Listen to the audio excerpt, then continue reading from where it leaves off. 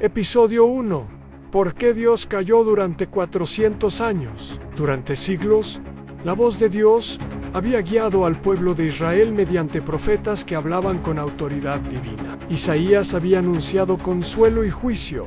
Jeremías había llorado la destrucción de Jerusalén. Ezequiel había visto visiones junto a ríos extranjeros y Daniel había interpretado sueños de imperios. Sin embargo, tras el ministerio del profeta Malaquías, alrededor del siglo V a.C., ese flujo de revelación pública se detuvo abruptamente. No surgieron nuevas voces reconocidas como portavoces directos del Señor, y la historia bíblica entró en un periodo que más tarde sería conocido como los 400 años de silencio. Para un pueblo acostumbrado a escuchar así dice el Señor, esta ausencia resultó desconcertante. Generaciones enteras nacieron, vivieron y murieron sin oír una nueva profecía registrada. El templo continuaba en pie, los sacrificios se ofrecían y las escrituras existentes se leían, pero el cielo parecía cerrado. Muchos se preguntaron si Dios había retirado su favor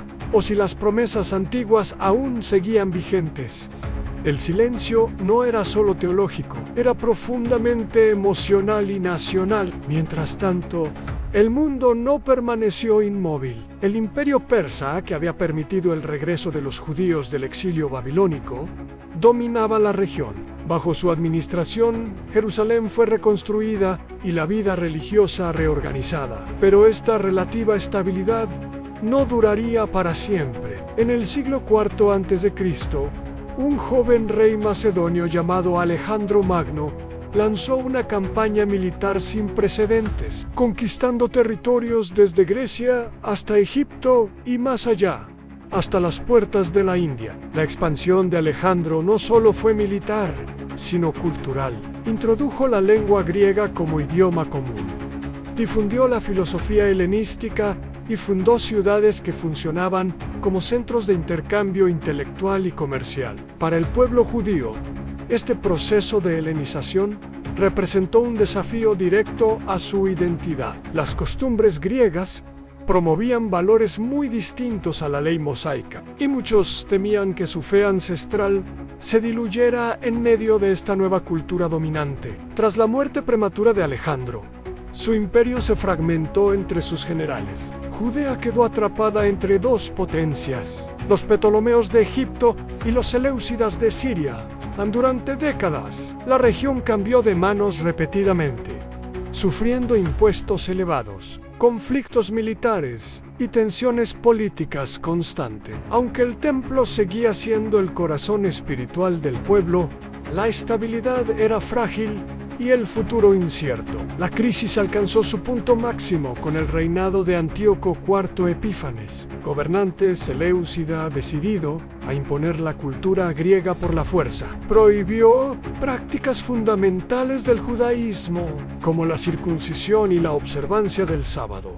Y finalmente, profanó el templo de Jerusalén al erigir un altar pagano dentro de sus muros. Para muchos judíos, aquello fue una catástrofe espiritual sin precedente. Si Dios habitaba en ese santuario, ¿por qué permitía semejante sacrilegio? La respuesta surgió no a través de un profeta, sino de una familia sacerdotal conocida como los Macabeos. Encabezaron una rebelión que, contra todo pronóstico, logró expulsar a los invasores y restaurar el culto en el templo. La victoria fue celebrada con la rededicación del santuario, evento que dio origen a la festividad de Hanukkah. Aunque no hubo una nueva escritura profética, muchos interpretaron el triunfo como una señal de que Dios seguía actuando tras bastidores. Con el tiempo, una nueva potencia emergió en el escenario mundial. Roman su maquinaria militar y administrativa se expandió por todo el Mediterráneo. Y en el año 63 a.C.,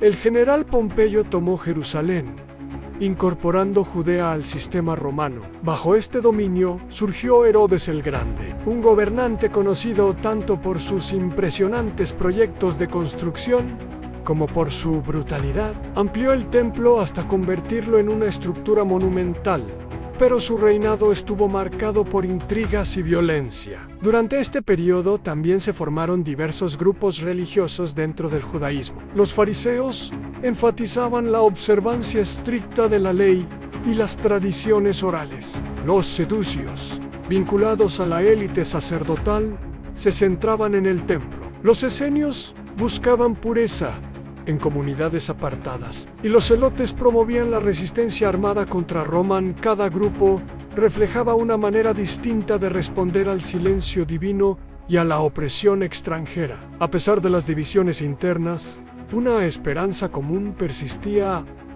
la llegada del Mesías prometido. Las antiguas profecías hablaban de un libertador, un rey justo descendiente de David, que restauraría a Israel. Con el paso de los siglos, esta expectativa no desapareció. Al contrario, se intensificó. El silencio de Dios no extinguió la fe, sino que la cargó de anticipación.